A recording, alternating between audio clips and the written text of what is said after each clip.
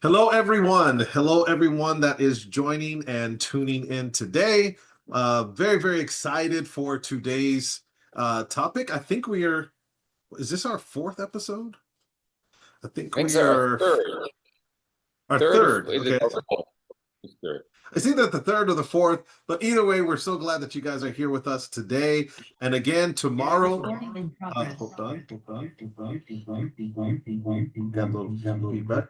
Okay, but tomorrow, I mean next week, remember next week that's when we also start simultaneously broadcasting on social media as well. So next Friday, so next week, be on the lookout for emails coming out with which social media platforms to follow. So you can also watch via online on social media. So again, you guys, let us know in the chat where you're tuning in from. Please let us know in the chat. And again, my name is Bishop Stewart, entrepreneur, investor, and I say co-creator because I love to co-create with God. Amazing things for my life and my God-given mission. And of course, here's my good friend. I like to always start with friend before the business titles because that's the most important part is that we are very, very good friends.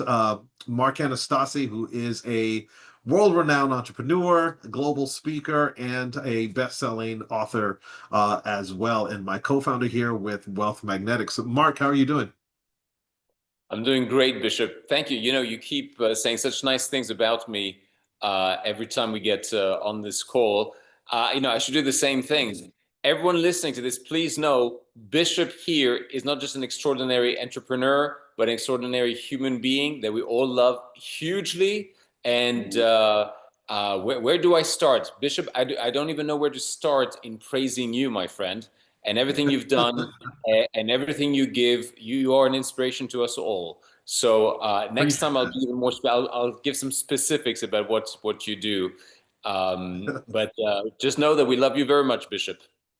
Appreciate that. Appreciate that, Mark. And we have Hazel from Scotland, Tanya from the Netherlands. Good to see you, Tanya. Imelda says, Amen. Totally agree with you both. Definitely good to see all of you on. And today's topic is going to be amazing. But again, make sure you're here next week because we're going to bring out some new things, some effects, and different things for you guys. I think you guys are going to really, really love it. But for those of you, some of you have asked this morning, right before here, if I'm still flying to Dubai after this. I did cancel my Dubai trip, and we could talk about that a little bit later. But basically, you just got to be tuned in. And I was just feeling something inside telling me not to go on this trip. So I did cancel my trip. Some of the people out there I was supposed to meet with didn't understand. And I told him, listen, when you're in tune with God and you have intuition and discernment, you have to pay attention to that. So I don't know why I canceled. Again, I can't put my finger on it, but I just know when you hear that intuition, you hear that discernment, and you hear God speaking to you, you better pay attention to it. So I'm sure I'm being protected from something. I don't know what, but I just trust in what the process is and what is happening. So I am here with you guys. So make sure you guys do that too. That's a lesson in itself. Okay, so when you hear that voice telling you to do something or not to do something, definitely listen to it. Anything you want to say on that, Mark, before we get started with I today's do, show? absolutely. Absolutely. And I want you to share one more story about this. But just to say that as an entrepreneur, perhaps our intuition is one of our most valuable tools. Entrepreneurs who can be visionary, who can tune in and get some messages, get some inspiration from a higher source, perhaps, are far more successful than those who do not. I remember that Tim Ferriss, with his Tools of Titans book, or his interviews anyway, his podcast, he found that the one thing that most of these super achievers, high achievers that he was interviewing had in common was that they meditated and that they were basically calming their minds down to tune in and get that inspiration, get that information through. And I know that some of my strongest ideas or business ideas have come from being in that space of silence. I call this the power of silence. We keep getting bombarded by messages from all over the place, from marketing, advertising needs, people, emails, YouTube, whatever. But sometimes the most profound messages and ideas come from actually quietening our minds. I'd love for you to share with us that what your mother said to you on the phone just before you were about Yes. to make that decision, when you decided to Yes. buy. Yeah, so my mom called me a couple of days ago, and she's like, "Hey, me and your dad were just up talking. We're praying for your trip, that you have a great trip." And she goes, "But honestly, me and your dad, for whatever reason, are very uneasy with you going on this particular trip." And she didn't know I'd already canceled my tickets a day and a half before that. And she's like, "We don't know what it is, son. You've been out there many times to Dubai, the Middle East. You've been all over the world. So, but for some reason, we're uneasy about this trip." And I told her that I had already canceled it because I was feeling something as well. And then she reminded me of a story when me and my brothers were growing up. We were about to leave to this party, and we were very excited. It was someone that we knew. It was a friend's house. It was like a house party. And right before we left and walked out the door, my mom told us we can't go. Just out of nowhere. And she goes, "Sons, I don't know what it is, but something within me is telling me not to let you go to this party." And so she reminded me of this story. And then what happened was the next morning, we found out that there was a shooting at this party. And multiple people got injured, and some people unfortunately passed away. And so we could have been at that party, but my mom had that discernment. She was in tune. She had that intuition, and she literally stopped us while we're walking out the door, me and my brother Greg. She stopped us and said, "You guys can't go to the party. I don't know why. I apologize." And we are like, "Mom, this is our friend's house. What are you talking about?" We've been over there many times, but she listened to that intuition. And, I might not be here today if she hadn't. So it's very, very important that, when God speaks to you and you got discernment, that you pay attention. So that's what I'm doing. So I'm paying attention. It could cost me a lot of money because I'm not out there. It could cost me business deals, but that's not as important as staying in tune with your God-given mission and with whatever God is telling you at the time. So I know on the other side of it, there's a lot of blessings. So I'm here for a reason. Yeah, I just want to add something to that. Um, just a little story as well. That so my wife is incredibly intuitive, and there's many times where I was supposed to go on a flight, on a trip, or to a friend's wedding, for example, and she just said, "No, I don't feel it. Don't go." And one time we were in Cyprus, and I had given one of my friends, I thought it was a friend, I'd given him 100,000 euros to put on an investment. He had these two traders supposedly from Denmark, and I gave him 100,000 euros. And we had dinner with him in Cyprus one day. And Mira said to me, "Mark, I don't know how to tell you this. We had only just started going out with Mira, and she's now my wife. And Mark, your grandmother, your French grandmother is here. She's standing next to this guy. Now, she had passed away many years before. She said, your French grandmother is here, and she's insisting that I tell you, you need to withdraw that money, take that money out. Okay? Mm. You do or only leave as much as you're willing to lose in that investment." So I said, okay, I'll take that money out. I asked him for the money, and he gave me back the money. And a few months later, turns everybody lost all their money. Everybody, he vanished with a few million euros of people's money. But I was one of the lucky ones that basically was able to get the funds out before that happened. And nowadays I hear a lot of entrepreneurs that they work with their intuition, and they say, if it's not a strong yes, if it doesn't feel like a strong yes inside, they don't do that business. Because Hmm. there's always so many opportunities from every direction. There's all kinds of businesses one can get into. But they say if it doesn't feel on the inside like a strong yes, then it's probably not the right thing for somebody to do. Yeah. Yeah, what 100%. I've turned down I don't know how many deals just this past month, just because they didn't feel right. I told my wife, I was like, "I don't know what it is." She's like, "Oh, it's good money," and this. I was like, "Something's just telling me no." So you have to listen um, when that happens. So someone wrote first lesson in the first couple of minutes. Yeah, this is not even today's topic, but this is something that is going on, and that's what we want this show to be about, like real things that are happening that we can share with you guys and be as transparent as possible. Dubai is a amazing place, so this is nothing against Dubai. I've been there many times, and we have a business there. But again, something told me, and I already booked all my tickets. I had all the tickets, the hotels, all the events planned, and meetings. But it is what it is. So, but we are here today, and so today's topic is really about something that has caused the downfall of great many men and women is not failure, it's hubris, right? It's basically greed and ego, right? They have been used to they're two forces, right, that can either make you a king or strip you of everything that you own, of your legacy. And I've seen it happen to so many great people, whether it's celebrities, whether it's warriors, kings, world leaders, entrepreneurs. And this is something everyone deals with on some scale, shape, form, or another. You're going to deal with greed and you're going to deal with ego, right? And so today's topic is, how do you, one, be able to recognize what they are? How do you control them? But then also, are there times when you actually need to have a little bit of one or the other, right, to advance what you're doing? So when is it okay and when is it good and when is it not? Is really what we are going to talk about here today. Because empires have literally fallen from within. Most of the time, empires, if you do your research, and great successful people, it's not outside forces that have caused them to fall. It's from within. It's from within. It's always from within. And so, Mark, is there anything you want to say about that before we dive into specifics? Yes, I think, and by the way, I'm very guilty of this myself. I lost fortunes because of ego and hubris. I was Mhm. doing $1 million a year for many years in a row, just living an amazing life. And I started feeling um, unsatisfied. I started feeling like, hey, these young guys, and I was 30 at the time, these young guys are doing $1 million in a week. What's wrong with me? Why is it taking me a year to do what they're doing in just a week? And I thought to myself, I know what I'm going to do.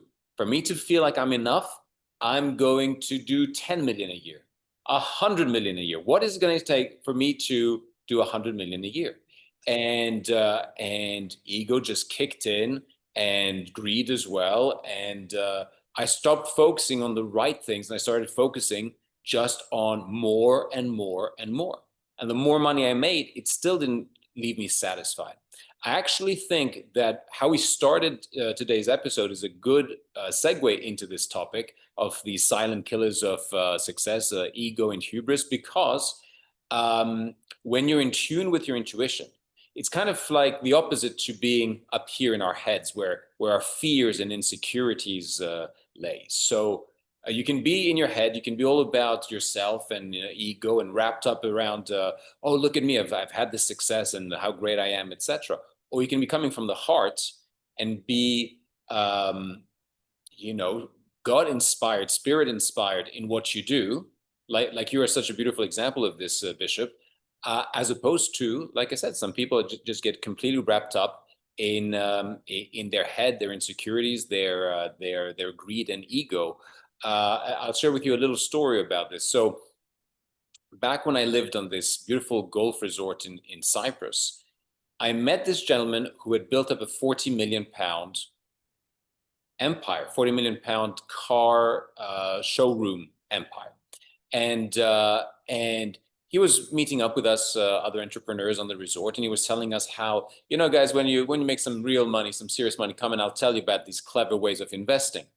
And he was doing some things with banks, I think with Barclays Bank in the UK, where because he had some money, he was signing some bank guarantee letters. And the bank was saying, hey, do you want to, do this with us? And you'll make 120, you'll turn your 40 million into 120 million. And he did this, and he got back 120 million. And the bank then said, hey, do you want to do this again? You might get to nine figures, you might get to a billion, and which is 10 figures. And so he did this, and he lost the lot. He lost everything. He had to move into an apartment. His wife started cutting hair as a hairdresser again. Within a year, Mm. he had a heart attack and he died in his early 60s. And when I asked him, before he passed, when I asked him, why did you do this? He said, keeping in mind he had 40 million pounds to start with, I asked him, why did you do this? He said, I didn't want to have to work again. Mm. 40 million wasn't enough. 120 million wasn't enough. And like I said, within a year, he was gone. And I said that this topic about intuition is a great segue into today's topic of ego and hubris, because I was speaking to a very spiritual person a couple of years ago, maybe 18 months ago, and he was telling me how, and this is a gentleman who can kind of, he reads energies, he receives messages all the time. And he said, it's so funny, this thing that we see with humans, in humanity. The moment someone gets a little bit of success, like I said, I've been very guilty of this, but he said the moment somebody gets a little bit of success, it goes straight to their head, and now they think they're invincible. They think they did all of this. They fail to recognize that abundance, he even said this, abundance, you're talking to me about abundance, Mark? Abundance comes from God. And this is somebody, he's not a business person, but he's been channeling for some 40 years, just getting this information constantly from Jesus, from the divine, from God, from spirit. And this is what he said to me, abundance comes from God. And so it's so easy for us to forget it. Hey, wow, I Mm-hmm. made millions of dollars. I'm brilliant. I don't need to listen to anyone else. I don't need to be thankful to the divine, to God, to spirit. I did this, right? It's so easy to get wrapped into this. And that's the moment that their downfall is written large across it's writ large, basically. So Mm-hmm. anyway, I thought I'd share a little bit about that story. Oh yeah, absolutely. And so when you're talking about ego and you're talking about greed, what are they? Let's define them for you guys real quickly. But ego is basically the self-image and sense of identity, right? That's your self-image, your sense of identity. So a healthy ego is confidence, self-worth, and a belief in your mission, right? That's healthy. That's a healthy ego. It gets toxic kind of when you start becoming arrogant, and you have an inability to take feedback, because you feel that you already know it all. And all of us know certain people like that, right? Where they can't take criticism, they can't take any feedback, they don't want to have any accountability, or you might even be that person, right? But you have to understand the reason you're so easily offended and sensitive, so it's from ego. All of that is a form of toxic ego. And so you have to recognize that. And we're going to talk about how to deal with that here in a minute. And then on the flip side, when you look at greed, it's the desire for more, right? There's nothing wrong with wanting more money, more power, more recognition. But when you do it without balance, that's when there's a problem, right? So I like to say greed that is really ambition, right? Greed that is wrapped in ambition is healthy, right? It's good to be ambitious. In fact, if you look at Gandhi, right? Everyone knows Gandhi, right? If you don't know Gandhi, go look up Gandhi, but the famous Indian world leader. But they asked him one time, and I found this very interesting. Like, why did he do all this? Like, he kind of came out of nowhere. Like, why did he go out and start this amazing movement that really changed the world and the landscape for India? And a lot of people thought he was going to say, well, because I believe in the freedom of people and this, and that. And what I found so fascinating is he said one word. He goes, ambition.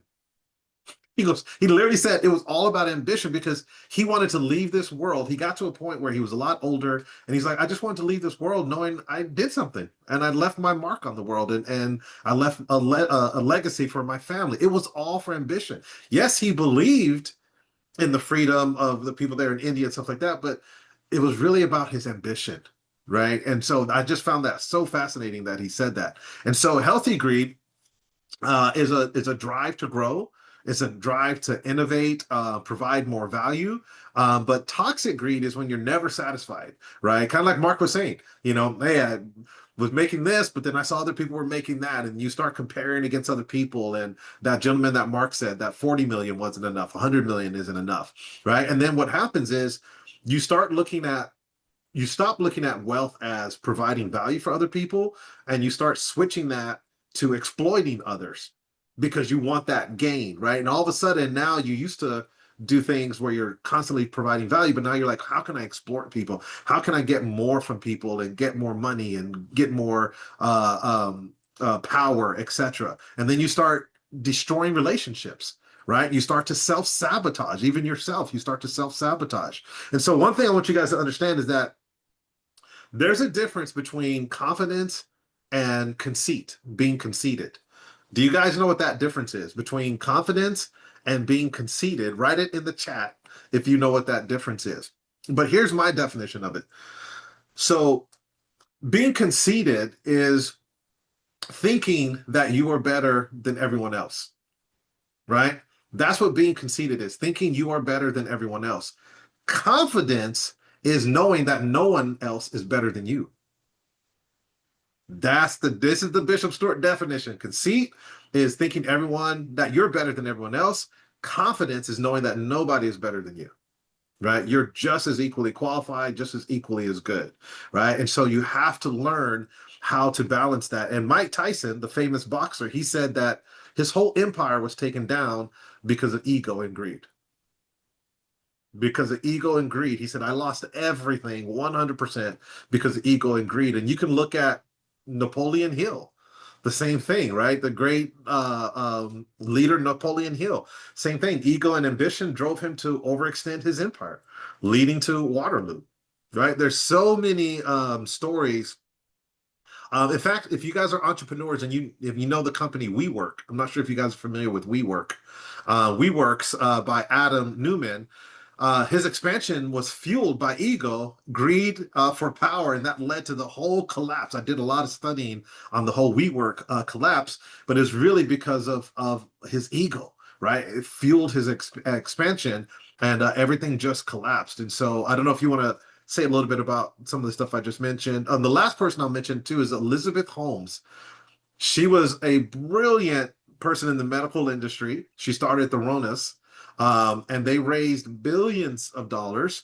But ego blinded her to reality. She thought she was this new protege, young female protege in the medical industry, which caused her to identify with that because that's what ego is, right?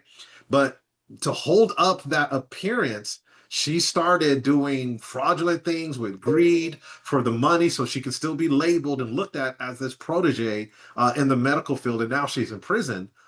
Even though she started off with the right intention, that ego and that greed blinded her to the realities of things and made her make decisions that were not beneficial for her. Because again, now she's in prison till this day.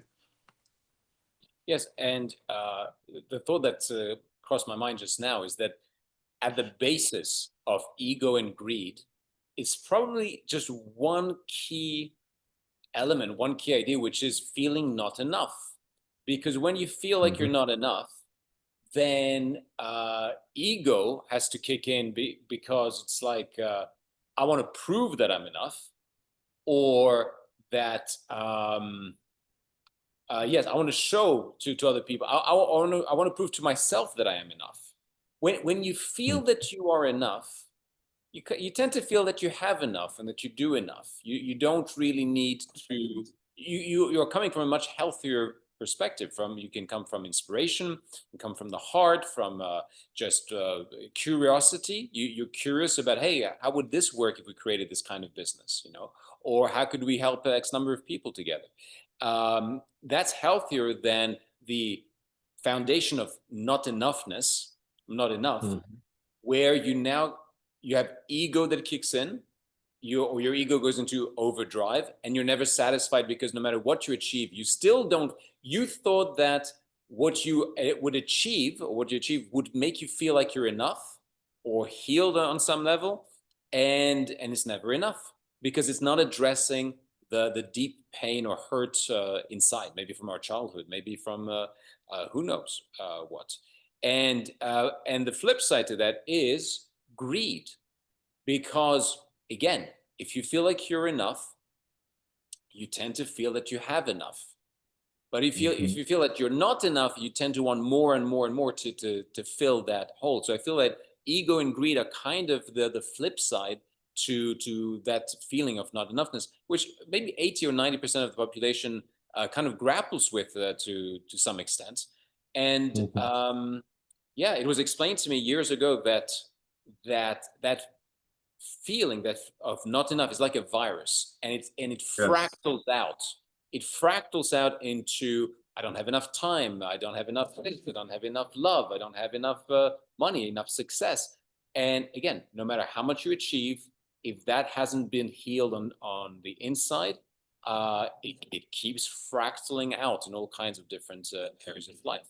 And I think that Mhm. that is the basis for that ego and hubris that blinds you to reality, like you said. Oh yeah, yeah. I mean, you see it in Kanye West, right? A great musical artist, but ego-driven decisions have cost him billions of dollars, literally billion-dollar partnerships because of that ego-driven decision. But like Mark said, he has a lot of hurt on the inside that's never really healed, right? Especially when his mom passed away and stuff. And all of this stuff is coming out and being exposed in some of his decisions and rants that he's done, but it's cost him multiple billions of dollars. Achilles, right? A great person in Greek mythology, right? Ego and anger led him to reckless decisions. Samson in the Bible, right? Strength became his downfall because he had a lot of ego and greed. And you can even trace it all the way back to Judas in the Bible, to Adam and Eve in the Bible, right? It's like you have everything, but you know, we our ego, we want to be all knowing. Let's eat this apple, right? Even though we have everything, eternal life, we have this beautiful world. Greed and ego have been there since the beginning of time, right? And so, how do we start dealing with this? And this is why I say, you guys, um, when I say I co-create, I'm a co-creator. This is the whole point because by saying that statement, it keeps me in check, right? So those of you that never heard me say it, but that's what I said even at the beginning of this. I'm an entrepreneur, investor, and co-creator. I say co-creator because I say co-creator with God, right? Because everything that I'm doing, God's the CEO of all my businesses. Everything that I'm doing in life, I want to make sure I'm making decisions with God. We're partners, right? That's the way I look at it. Because a lot of people live their lives and they say, well, if it's God's will, or I'm just waiting on God. But it's a partnership. God is waiting on you too. You have to do something. That's why the Bible says faith without works is dead. You got to put in something, right? And so I say co-create with God because one, it lets me know that I have to take accountability. I have to actually do things to help make my dreams and visions and mission in life happen. I can't just sit and just pray, right? I got to take action. But also, it also says co-create with God because that also lets me know I can't do it without him, right? Like Mark is saying, if I go make $1 million, that's great, but I didn't do it by myself. And one thing that's interesting is when I have meetings with people, I've had this happen a lot where I'm in meetings and people will stop me and they say, who do you mean by we? Because when I'm talking about my businesses or my companies, I say we. And I'm like, oh, I say we because I look at me and all my employees and stuff as one. We're all equal. We're one. We're just, and you know, when I have meetings with my employees, I tell them they're all family to me. You know, my outsourcing company in Philippines and stuff, I always tell them, guys, we're all equal here. I'm just the one that God blessed with the vision, right? And some of the resources to make it happen. But we're all one family. We're all trying to provide value in the marketplace. We're trying to build a company. We're all the same. We're one. And that's just how I've always verbalized things. It's we. And so people in meetings sometimes get thrown off when I say that. But that's why I said, like, because I'm not building this business by myself. It's a joint effort. So how do we before we look at the reverse of this, what are some ways, Mark, that people can do things to keep this in check? Great. And just touching upon what you just said earlier, maybe you can help me with this biblical quotation. I know it in French. I'll say it in French. Uh, Aide-toi et le ciel t'aidera. Okay, I'm just saying this to impress everybody with my fluent French. And it's help yourself and the heavens will help you. What does it actually say in the Bible about that? Do you know how to translate that in English? Something Well, you about just how did. what, You just what said help yourself and heaven will help you. That's never easy. heard that. I am totally misquoting the Bible. But anyway, in the French in a French version of the Bible, it says something about how basically help you, so as in take action and the heavens will help you, God will help you, something to that effect. Mhm. And when I write down a goal, I write down dear God, please make this or something better happen in ways that are for the highest good of me and all concerned. And when I do Hmm. that, start answering your question, that also helps me. It humbles me and it reminds me that like you said, it is a co-creation, and that maybe this desire that I have right now, this is not the right time for me to experience that. I went through a time of difficulty, and it was explained to me that, hey, Mark, wow, God is preparing something really great for you, really grand for you, because it's like there's no delay. There's no delay. God has been preparing you to be the kind of person who, when you receive it, you can keep hold of it.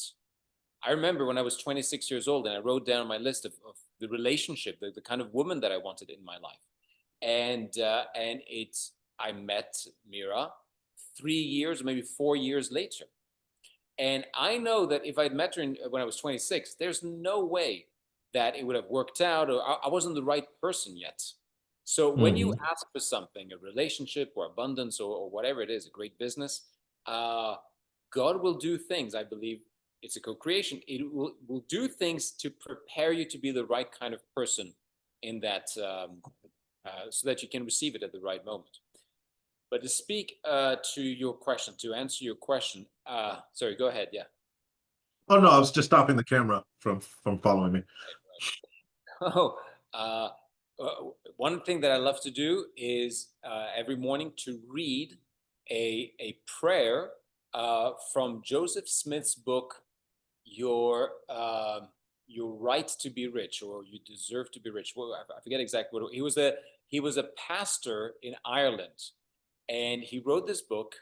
I think his name is Joseph Smith. Your Right to Be Rich, or You Deserve to Be Rich, and he shared all these great prayers where you remind yourself that, hey, that essentially that God is my partner in all my affairs, and that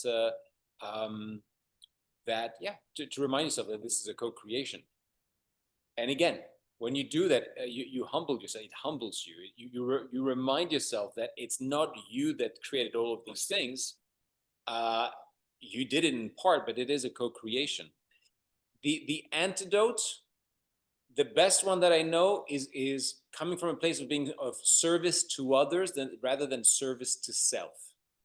Hmm. In my business, when I started out, I thought to myself, if I can just help 1,000 people, even if I never make any money from it, at least I'll have done something. I'll feel better about myself. I'll feel good about what I'm doing.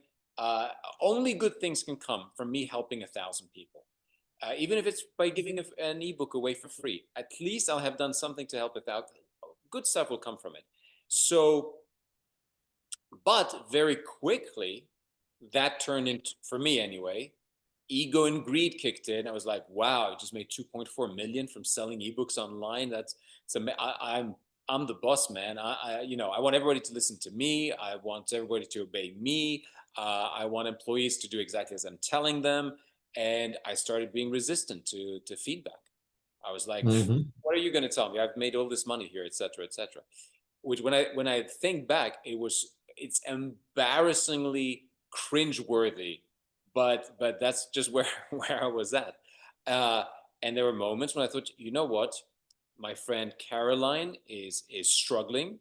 She hates her job. She's got her 3 boys living in one bedroom, and she's sleeping on the sofa. Like, what can I do to help her? And when I come from that place, things just magically seem to align. There seems to be help that you receive when you come from a place of benevolence. And you might Hmm. still make money from a place of greed and just naked ambition or ego, but it doesn't seem to be long lasting. It doesn't really lead to any continuity of some sort. So Right. Yeah, I always say wealth at what cost? mm, Right. What is the true cost? We all know. I mean, if you even look at celebrities, right? So back in the day, everyone wanted to be a celebrity and this and that. They're making so much money, they're happy. But then the reality is, most of them are depressed, they're suicidal, they're unhappy, they end up broke, right? So it's bankrupt. wealth at what cost? That's what I always look at when I look at things. I say, well, is the reward worth the effort? And it's wealth at what cost? What is it really costing me, right? Because if you look at it, all of them. would say I'd rather trade and live a regular life than, what I actually went through. They're very miserable. Most of the divorce rate is extremely high. And again, most of them lose that wealth anyway. By the end of their life, a lot of them are dead broke, right? So what the Bible says, what good is it to gain the world, right? And lose the love of God? It's worthless, right? So that's very important. And I always say, when I'm making a decision, am I making this decision to be seen, or am I making this decision to serve? Right? Am I making this decision to be seen, or am I making this decision to serve towards my God-given mission in life?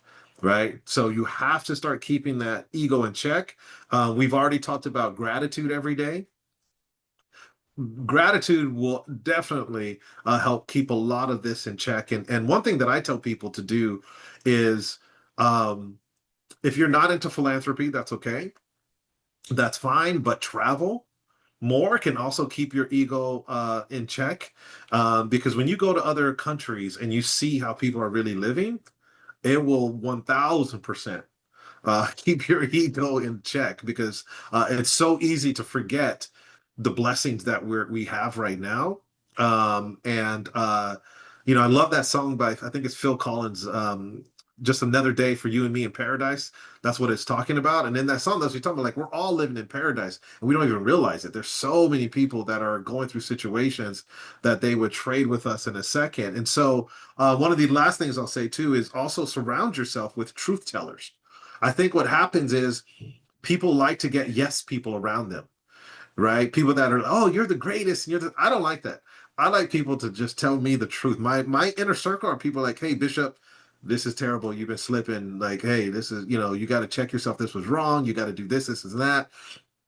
Because a lot of people surround themselves with yes men. They just want people to praise them, say that they're good. Even my employees, we have value meetings where we get together and they share ideas on how the company can have more value. They can provide more value in the company. They give feedback on, like, hey, we're going here, and this isn't the right way, Bishop. This was a bad decision. And I tell them, hey guys, rate me. I do this in my marriage too. This might sound weird and it drives my wife crazy, but every 3 6 months I tell her, give me a grade. What's my husband grade? You know what I mean? What's my husband grade? And I tell my kids, what's my daddy grade? Because I know that you can get into this ego thing and think that everything is okay and that you're doing everything right. And you're really way off track, right? You're off balance. And so it drives her crazy. She's better at it now, but she'd never want to really have those conversations. And I tell her, like, the difference with me and a lot of people is I'm 1000% open for constructive criticism. I want it. I'm open to full accountability, right? And I said, if you don't tell me, I won't know. It's easy to not know when you're off balance. And so my kids are like, oh, Dad, you're grade A, Dad, you're the best, blah, blah, blah. You know what I mean? And my wife, the same thing. Because if we do it in business, why not do it in your marriage? Right. So I'm like, hey, yes, the friend. Tanya says the friend. Exactly.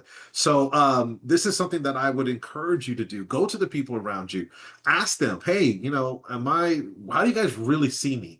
What areas am I bad at? Because you might be the person who can't take constructive criticism, right? That might be you. And that's a form of ego, right? You might not be able to have your siblings or your spouse or whatever say anything to you, or your kids, and then or your employees, and then employees, and then all of a sudden, you're off in left field.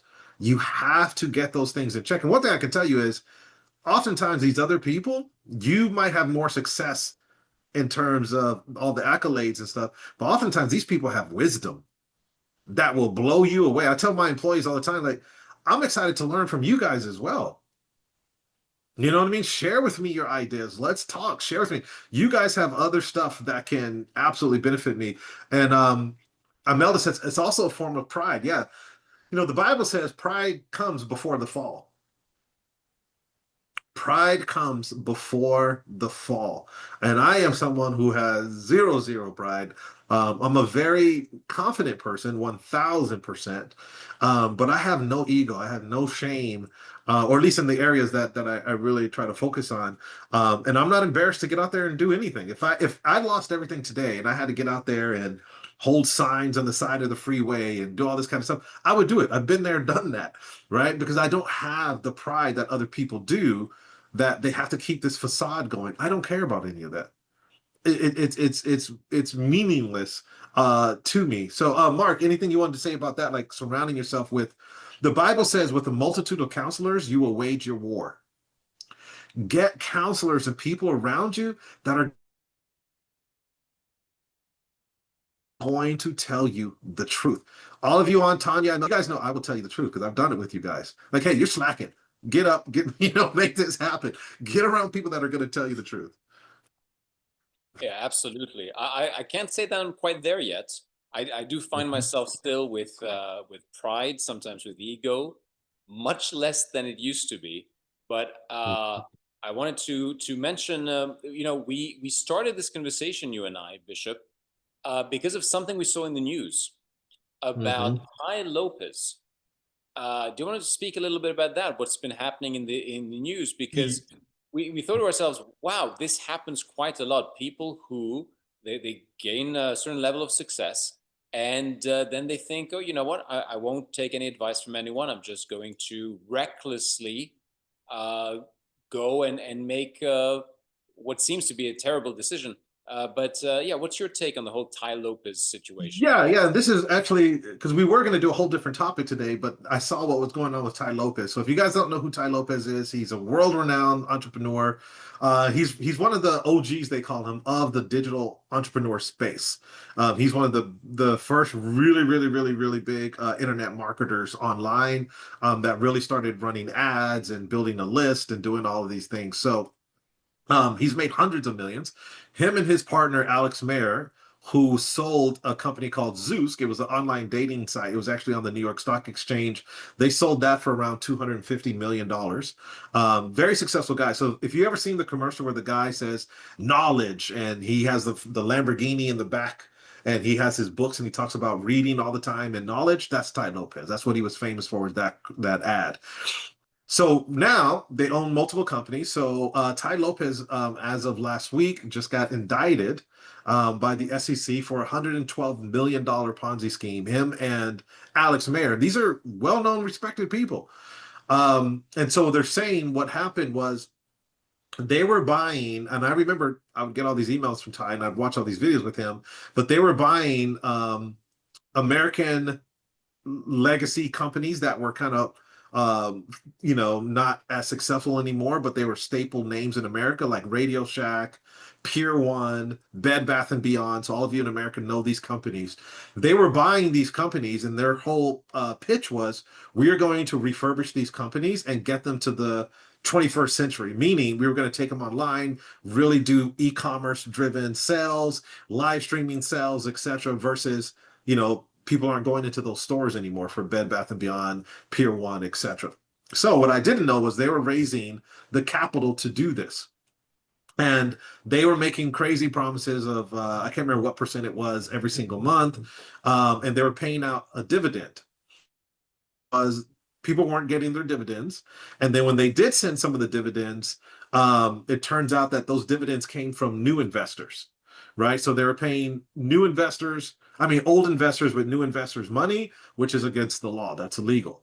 And so now they're in this big thing. Their whole empire, everything is collapsing. And these were very well-known people, guys, successful people. And they said that they also spent 16 million on their personal life of the money that was raised went to their personal life. Because some people know Ty Lopez just bought another huge mansion here in California. They have private jets and all this stuff. So this is a very big deal. It shocked the whole digital entrepreneur world. So we'll see what happens in this case. And again, this is all allegedly, right? Because they still have to go to court and everything. But it kind of goes to this conversation of pride and greed and when your ego is big and you think you know everything, it can also cause you to not be as sharp and pay attention to the details. So remember, he has a whole staff of different people. There could have been things going on that he wasn't on top of anymore, right? Because he's like, oh, everything's working good. I got everything in tune, blah blah. So when you own things and you're a company owner, your name is on the paperwork and stuff. According to the law, ignorance is not an excuse. So if you have staff members and people doing things or accountants doing things that you're not aware of and stuff, you're still guilty, right? So a form of ego is also thinking that everything is just running solid and you get lazy with keeping tabs of what is going on in your business, what's going on in your marriage. Just like marriage again, like people all of a sudden they're like, I didn't know this person was cheating for all these years. Ego. You weren't paying attention to the signs, right, of things going on. So that's all forms of ego. You got to pay attention to the details of what is going on in every aspect of your life. So it's really sad to see that they're now dealing with this issue because again, they were leaders in this digital online space, but every empire has been brought down for the same thing: ego and greed. Right? They were already worth hundreds of millions of dollars themselves. Like Mark said, they could have stopped. You know what I mean? But they had to keep going, had to keep doing stuff, had to keep more jets, more bigger houses, right? Ty's old house was already massive, the mansion that he had here, but he needed a bigger one, right? And stuff. And so again, it gets that greed, but he could have just literally just lived the rest of his life very happy on top, just doing what he normally is doing, but they just kept pushing the envelope and it caused them to get sloppy, you know. And here's also of where ego and greed comes into this situation.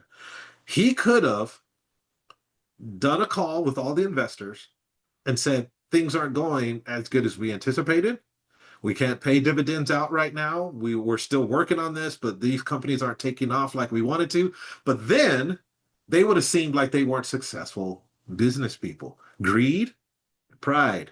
They didn't want to do that. Instead, let's pay them a little something from these new investors and stuff. So we have the appearance of still being the top-notch business people and investors. See, so you guys see where I'm going with this, right? It was the ego and pride. He could have done that, and everything would have been fine. But they didn't do that. They didn't come out and just be transparent and say, okay, guys, we screwed up. Some of these aren't working out. But the ego and pride got them because they wanted to keep that identity. That's ego. Yes. And our show is called The Wealth Edge. And one might argue that humility and gratitude, even generosity, that is what gives you a long-term edge in terms Mhm. of your wealth creation. So you can avoid all these kinds of situations. The Mhm. pride before the fall, the ego, the hubris, the even dramatic legal complications, like in this case of Ty and his business partner. So yeah, that's another aspect of having a wealth edge. We talk about mindset, we talk about spirituality. Well, also just being grounded. I have this spiritual advisor. I have this Oh yeah, I know who you're talking about. yeah, and for years he's been telling me the same thing. He's been saying the same thing to me over and over again. Mark, when the really big amounts come into your life, you have to keep your feet on the ground. He might have said this to me maybe 12 times over the last 3 years. We've been investing for many years in a big project, etc., etc.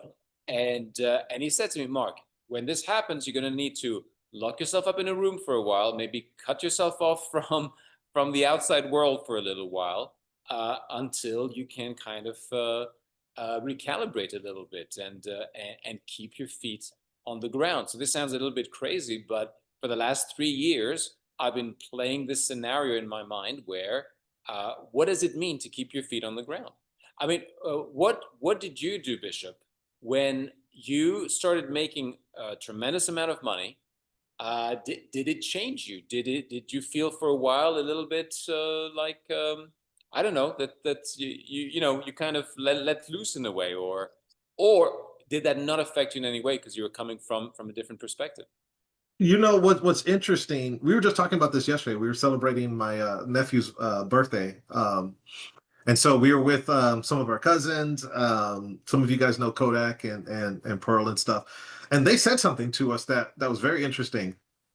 They said, you know what, Bishop? One thing we just me and Kodak were talking about with you and Ruthann is that no matter how successful you guys have gotten, we've seen the good, the bad, and the ups and downs. Shows you guys have always been the same person. She goes, you guys have never changed at all. She goes, Bishop, you're still the same funny guy, run around. You guys aren't flashy, this and that. She goes, no one would ever even know. You know, the things that you guys have gone through, the game, the things you guys have accomplished, this and that. She goes, you are literally the same people. You've never changed in how you treat people. You've never changed your mindset and attitude. She goes, Bishop, anyone can call you right now and you'll jump on Zoom with people for hours, just talking to them and trying to help them with stuff. And she goes, you're still the same funny guy. Like, we just have never changed. And me and Ruth have talked about that too. And our parents have mentioned that. My parents have mentioned that to me and Ruth. We've just have never changed. We're just me and Ruth are the same. Like Michael said, yeah, that's very true. We're the same. Michael knows because he knows this. He's known us for a long time. Um, Me and Ruth are the same whether we have $1 million or we have $100. It doesn't affect us, and we've had both. Okay, so again, I like to be transparent. We've made millions. We've also had situations where we've lost millions, and we've made multiple millions again. But we have never changed who we are. We wake up the same every day. We still laugh all day long, chase each other around. Me and my wife are silly. We prank each other. We have so much fun. Even if there was just $100 in the bank account, you would never know. We're the same people. Why? Because we have that same faith. You know what I mean? Hey, we'll build it. Wealth is our happiness. Wealth is the environment that we create. Wealth is how other people feel when they're around us. We know these things. We have so much confidence that God is going to provide. It doesn't affect us. And I'm telling you guys, these are real stories. When we had very little money, nothing was different. We were the same people. We talked the same. I was still motivational. I was this, and that. We would laugh all day long. No money in the bank. Just cracking up. Just having a blast because we knew within that we had the ability that God's given us the ability to create and the power to create wealth. We're going to be okay, right? As long as we're together, we're going to be okay. And we also keep in perspective that it's not ours anyway. The money's not mine, right? It's God's money anyway, right? None of it's mine. And so let me show you guys one story. And some of you know the story, and Mark knows it. When we had Amazon absolutely blow out a lot of different things, we have a big e-commerce business. We had warehouses and everything. We're building out all these stores. And Amazon came and made some changes. And then Walmart followed. Now, I could have been like Ty and other people and just been like, oh, well, this is just too bad. What I did, and we lost everything. That whole company got drained. It's all built back up now, but it got drained at that period. Lost millions of dollars because Amazon changed their entire platform. And what I did was, me and my wife took it upon ourselves to refund people. And Mark knows the story. Millions of dollars out of our pocket, not from the company. The company already got drained because of their change. We had to go get a new warehouse. We had to do what's called two-step drop shipping. It drained the whole company. And the refunds that came from the company were already done. The company was at zero, multi-millions to zero. But there were still more people that got affected, clients. All the other companies that were in our space, they either stopped talking to their clients, because this affected everyone, not just our company, everyone across the board. They stopped talking to their clients, returning phone calls, and some of them just packed up and left. We were the only ones that stayed to say, hey, we're going to fight through this. We would jump on with all of our clients multiple times a day on Zooms. And I then made the decision, me and my wife, to refund people from our pocket. And we're talking large amounts. This was high ticket. Millions were going out of our accounts, draining everything. And we didn't have to do this. Legally, we didn't have to do it. Emotionally, like, we did not have to do this. And these were some of the stores where people were actually making really, really great money. But we took it upon ourselves to do that. And till this day, I told my wife, I was like, we did it, but God's going to bless us, right? I don't care if we go back down to zero, we will rebuild. And we literally did that, you guys, out of our pocket. And I've had so many people message me since then. They're like, Bishop, you're a better man than me. I would never have done that. But I just know God's going to bless you so much, because that's why I love doing business with you, because you're that kind of person. Now, if I had ego and greed, I would never have done that. If I had pride, I would never have done that. If I had a scarcity mindset, I would never have done that. And this has happened twice now in my life, where me and my wife have paid back people millions of dollars, drained our own personal accounts. I mean, because people think that we're like we always tell people we're not Elon Musk and stuff. It's not like we're worth hundreds of millions of dollars. We've done well, but we're not worth hundreds of millions of dollars. So we literally drained our bank accounts, guys. And then it got to the point where I had to go and do other businesses that I was doing to keep paying people refunds. And these are people that were mad. Some people were screaming and this and that. And I'm like, I don't even have to. My wife's like, why are you doing this? You don't even have to do this. And my attorneys and financial advisors are like, Bishop, you're the only one doing this. No one else is doing what you're doing. It's crazy. You're doing this from your pocket. It doesn't make sense. No one could understand why I was doing it. But again, I'm in tune. I heard God say, hey, just handle it. We'll take care of this. I felt it was the right thing to do, even though it cost me everything at that time. I felt it was the right thing to do. And I did it despite my personal feelings, despite the hardship that it was going to put me and my family through at that point in time.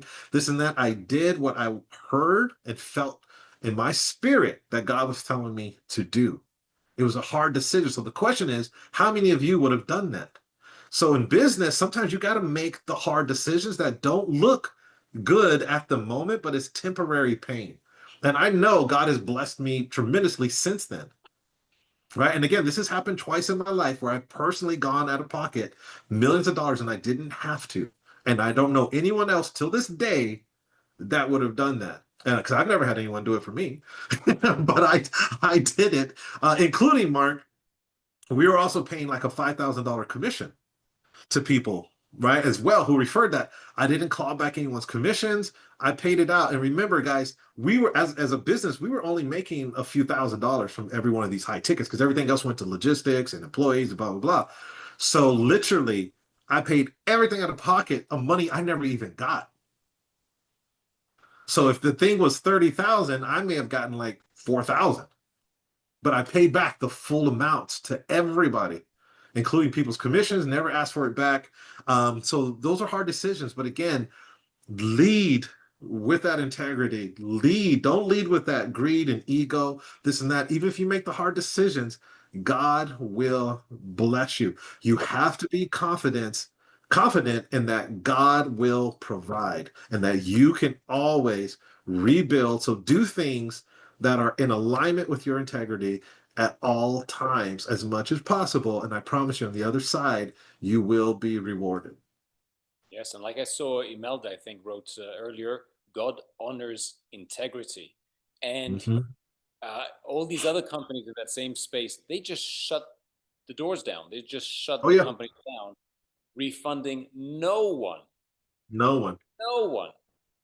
And you actually did this. But and what I love about this story is what happened next in your life.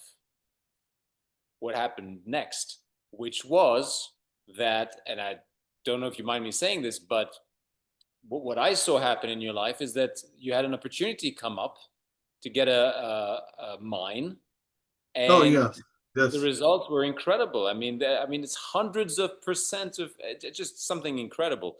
So Mhm. that's what I noticed when I was just following your story. I mean, Yes. if I'm wrong, maybe the timing of it wasn't exactly like that, but it Oh felt to no, me yeah, like, yeah, yeah, yeah. The timing is definitely in alignment. So many amazing things happened once we did that. I mean, so many amazing things happened. Every time I just listened to that voice, amazing things happened, including we had a gentleman who really screwed us over, owed us millions of dollars. And then we kept fighting for it. This person's online. Everyone knows who this guy is. A lot of people know him, but he's not really who he pretends to be. He owes us a lot of money. But and I remember I jumped on a Zoom, and my wife cannot stand this person anymore. But I jumped on a Zoom with him, and I said, "You know what? I don't know why you've done this," because he was a friend too. I was like, "I don't know why you've done this to me and my wife, especially during her illness right now." Blah blah. And I said, "But you know what? I forgive you of your debt." And we needed that money then, because this is when we're still paying some some of these people. And I literally said, "I forgive you of this debt. I don't know why you've done this to me and my wife." I said, "I don't have respect for you anymore, but I want to forgive you of this debt." Why? Because now we were dealing with all this debt and people wanting money from us, this and that. So I could have been way more strong with him to get our money so I can keep paying these people for the e-commerce thing. But I did the exact opposite of what people expected. Instead, I forgave someone who owed us millions. That would have been definitely beneficial during that time. And he started kind of tearing up and stuff. I was like, "Hey, I forgive you of that debt." And my wife didn't want me to do it at all. And I said, "I'm feeling it this morning. Something is telling me, forgive this person the debt." The Bible says in the Ten Commandments, forgive us our debts as we forgive our debtors. right? So that's what I did. We're talking seven figures, guys. No, we're not talking like a couple $1,000s.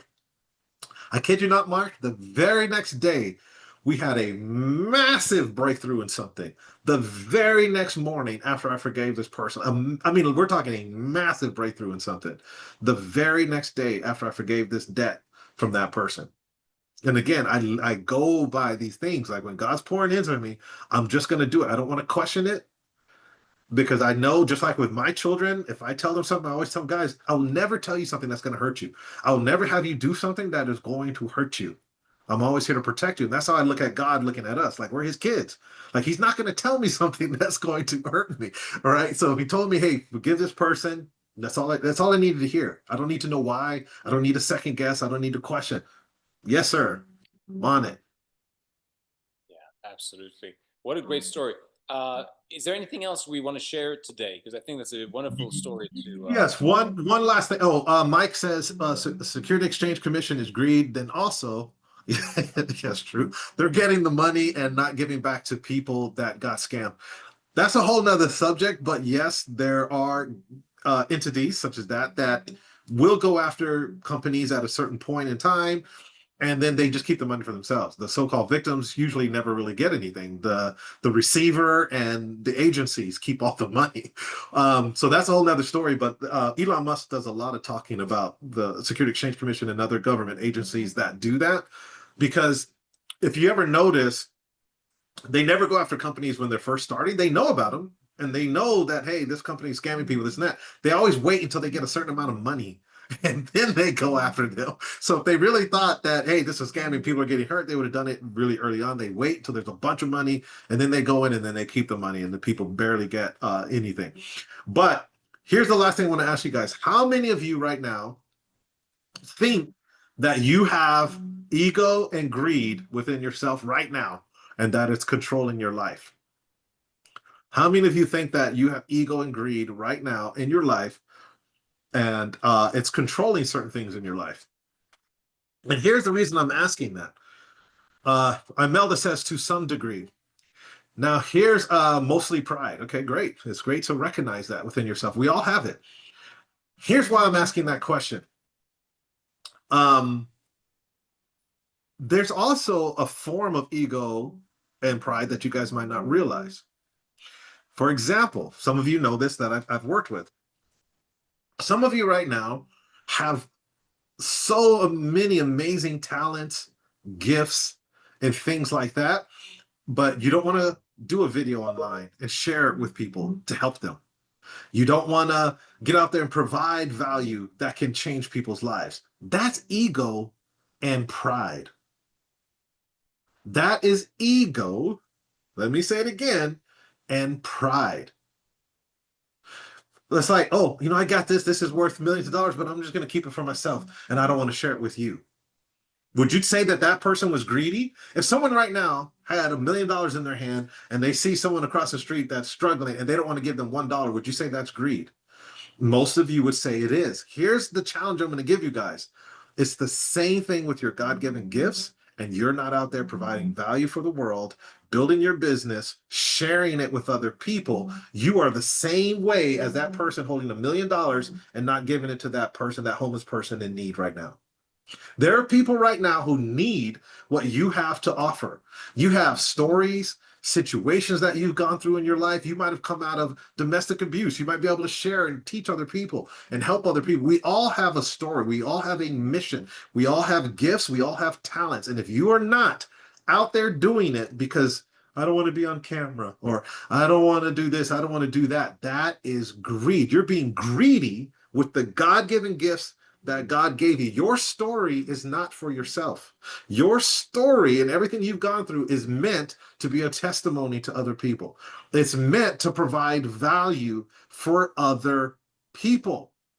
That's why your bank account looks the way it does, because you're like this with your God-given talents. You're greedy. You have ego. You think you're too good to get out there and share it with other people, right? By saying, you know what, I don't look good on camera. That is greed. That's ego. That's selfishness. I know I'm probably hitting a lot of buttons right now with some of you, but that is a massive form of greed and ego. and it is destroying your life.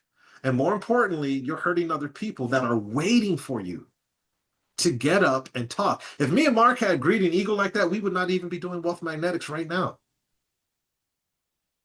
We would just say, hey, we've done all this stuff. We're doing good. We're living good. And Bishop, let's just keep this all to ourselves.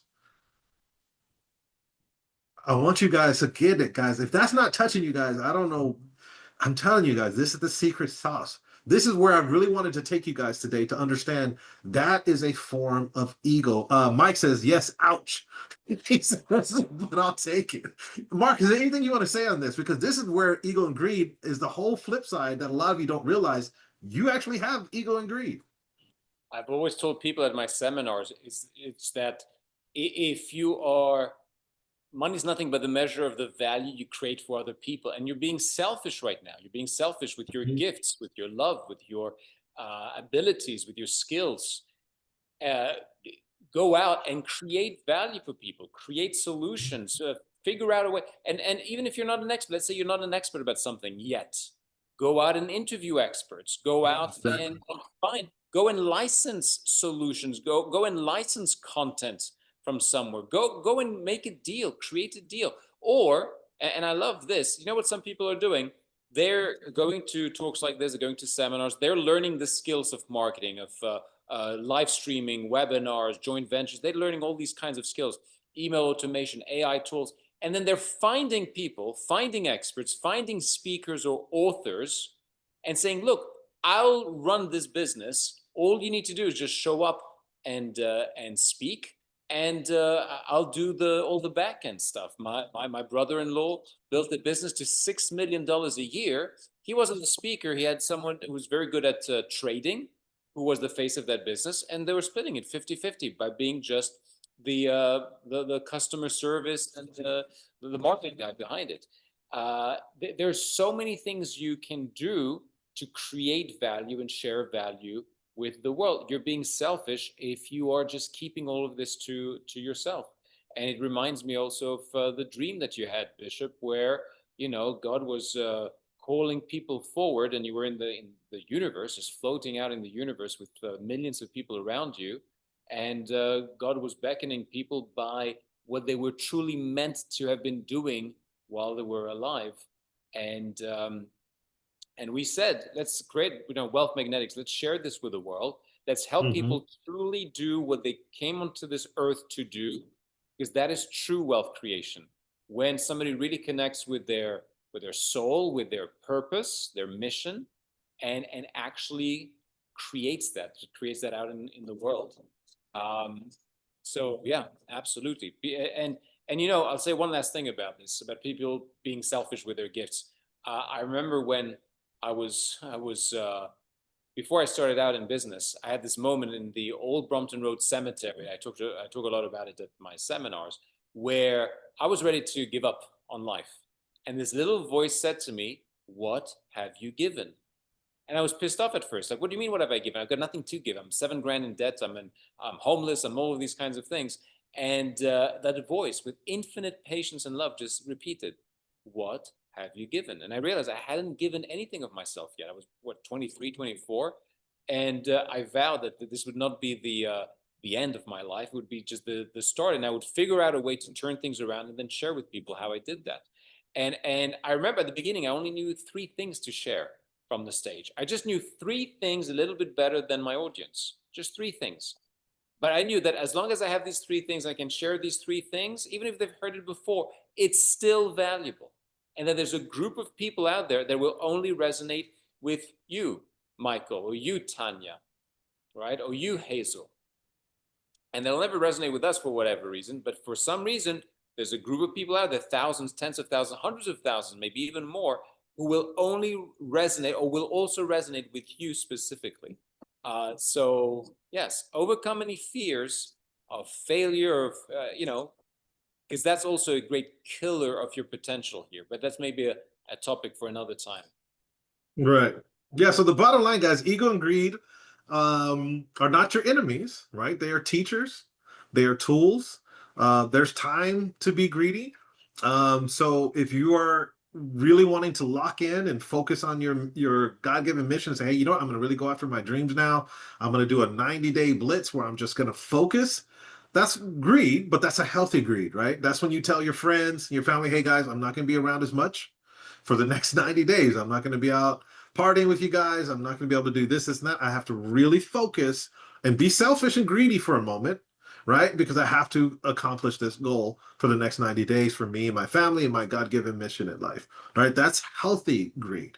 That's healthy ego. Healthy ego is also getting rid of time wasters in your life, people that just suck your energy and stuff, right? Like you have to get to a point where you're like, you know what? I can't just talk to that person all day, every day for an hour, 2 hours and jump online with these certain people. I had to do this myself. I had to, because I'm such a giving person of my time and energy. And all of you know that I actually just cut this out in one group. But I also had to realize it was also destroying me at the same time. I had to set healthier boundaries, right? I had to get a little bit more ego and a little bit more greed and be like, hey guys, this is completely, some people are taking advantage of my time and energy right now, and it's sucking the life out of me, and I have to put boundaries up, right?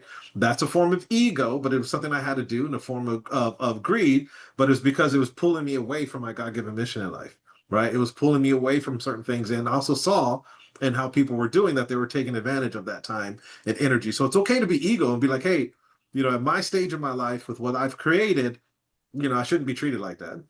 You know what I mean? And I'm not going to be treated like that.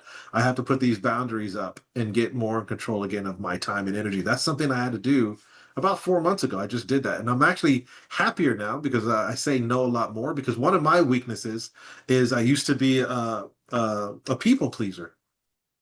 I just wanted everyone to be happy. And it will drain the life out of you being a people pleaser. You're jumping around and you're trying to solve everyone's problems. And then I realized, wow, people come to me with all their problems and they want advice and stuff. And then I internalize those problems and I'm trying to figure out how to help them so much. And they don't even care about it anymore. Like I'm more worried about their problem now than they are. And so I've seen that happen so much in my life, where I was like, okay, people are taking advantage of that. I have to do that. So those are healthy greed. That's healthy ego, right? So just find that balance. Everyone starts with the right intention. If you look at the Fidel Castro, Cuba, and all these people, if you study things like that, they all started with the right intention. They came in those countries, they started revolutions to overthrow corrupt governments, but then they became the same corrupt governments. How does that happen? Ego and greed. They start getting the power and then they don't want to let it go. And they become the very thing that they initially were fighting against, that the people were voting for. If you do the research in history, guys, this has happened over and over and over again. And it all comes down to these two things, ego and greed. So hopefully you guys enjoyed today's conversation. Lastly, I believe probably by end of next week, Mark, we should have the first version of the software out. We're pretty much done with it, right? Great. Yeah, that would be fantastic. Yes. Yeah. So be on the lookout for that, you guys. I will send out an email either this weekend or Monday, where you guys can start putting yourself on a wait list, on a preserved list, like first come list, for the software. So I believe the first version, it will be PC. We will have the Mac version later. We're still dealing with Apple. But that should be out here next week for you guys. Okay. So Tanya says, looking forward to the software. I had a lot of you message me that you're excited about the software. So we're pretty much there. I think he's just loading in the last list that we sent, Mark. I think that's really all that's left. Great. Awesome. Okay. And I'll just Tanya say says, one more looking thing. forward to the software. Thanks for yet another awesome session. Lots of uh, gold nuggets again. Yes. And you always say, Bishop, that mindset and spirituality is where it's at. And just Mhm. listening to you today just reminded me of how this spiritual approach to life, your spiritual connection is such a great antidote and such a great remedy to these issues of greed and ego. Like you said, you have this trust, you have this connection. First of all, you listen to your intuition, you trust your intuition. Second of all, you feel that, and to an absolute degree that God has your back. So you don't Mhm. need to move towards scarcity or lack of fear, because you're taken care of by a higher power. And I think this is at the core of what we do and what we want to do with health, with wealth magnetics, is to bring people to this more spiritual, more elevate, more conscious awareness around prosperity. It's not just about the mechanics, although we'll talk about that as well. It's not just about marketing and sales and all of that. It's the mindset, yes, but also that inner faith, belief, connection. I think today we really touched upon some really great points about that. Yeah, absolutely.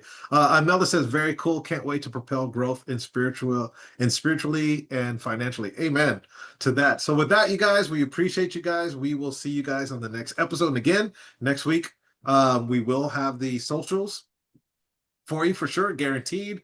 And we will start live streaming on some social media. And so I'll send you guys the link so you guys can follow as well. We'll be posting regular content and stuff like that as well. And then next week, don't forget when you guys get the email for our next broadcast, challenge yourself, invite a couple people, right, that you know that can benefit from this.